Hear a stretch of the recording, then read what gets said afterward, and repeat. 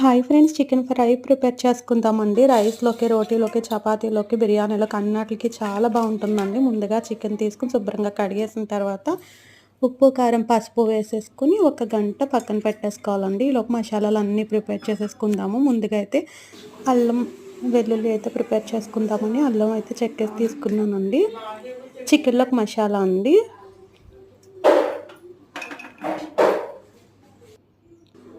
చూస్తున్నారు కదండి, ధనియాలు, జీలకర్ర, మిరియాలు, యాలకులు, లవంగాలు, దాల్చిన చెక్క, బిర్యానీ ఆకు అండి అన్నీ కలిపి వేయించేసి తీసుకుందామండి.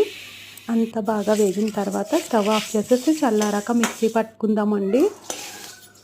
వేగిపోయిందండి. చల్లారిపోయిన తర్వాత తీస్తున్నాను. అల్లం వెల్లుల్లి మిక్స్ చేసి వాటర్ వేసి 2 టమాటాలు అయితే వేసానండి. 2 ఎండుమిర్చి వేసాను. కొద్దిగా వాటర్ వేసి మిక్సీ అయితే పట్టేశాను.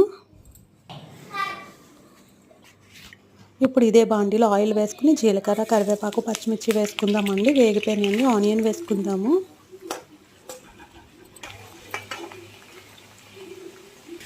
ఆనియన్ అంతా వేగిపోయిన తర్వాత మ్యారినేట్ చేసి పెట్టుకుని చికెన్ వేసేసుకుని బాగా వేయించుకోవాలండి. అంతా వేగిపోయిన తర్వాత మిక్సీ పట్టుకుని గ్రేవీ వేసేసుకుందాము. ఈ మసాలా అంతా కూడా బాగా వేగిపోవాలండి. అంతా వేగిపోయిన తర్వాత పసుపు, ఉప్పు, కారం వేసేసుకుని అంతా ఒకసారి మిక్స్ చేసుకుని పైన అయితే కొత్తిమీర వేసేసుకుందామండి.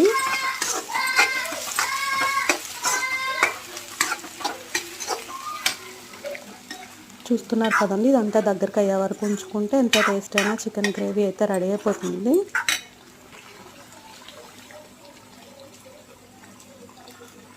టేస్ట్ అయితే చాలా బాగుందంటండి. నేనైతే చికెన్ తినను.